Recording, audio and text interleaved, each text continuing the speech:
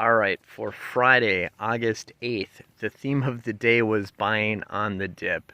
Twilio, the earnings report didn't satisfy the market, so Twilio was down a bunch. So obviously, I just bought on the dip. I sold.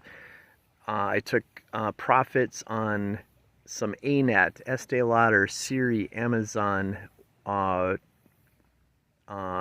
I sold a share of Waste Management. I sold a couple shares of Apple during the week, not on Friday, because Apple did really well on Friday, so I regret selling that. But chances are what I bought did well too. So anyway, so buying on the dip.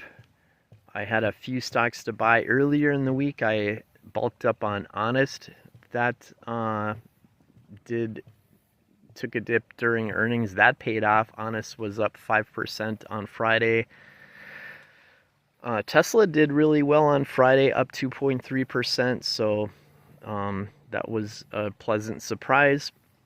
But Chipotle hasn't been moving during the week, but I've been amassing shares of that because it had done pretty not well after earnings the last few weeks. UPS took a hit again, so eventually these stocks are going to be so well priced, so low, that when earnings is coming up, they're bound to spike.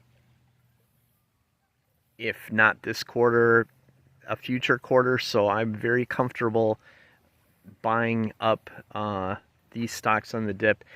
GoodRx, YETI, Lucid, RIVN, Victoria's Secret. Lucid, that's a great story here because a few weeks ago it spiked, did really well. I sold all my shares, which was a great move because now they're priced probably below where I initially had them. So they spiked on the news that Uber was going to buy a lot of Lucid cars to equip for full self-driving cabs. You know, it doesn't make any business sense, but that's what the news came out. RIVN also spiked that day. I sold half my shares. I wish I would have sold them all, but I've been buying up RIVN on the dip.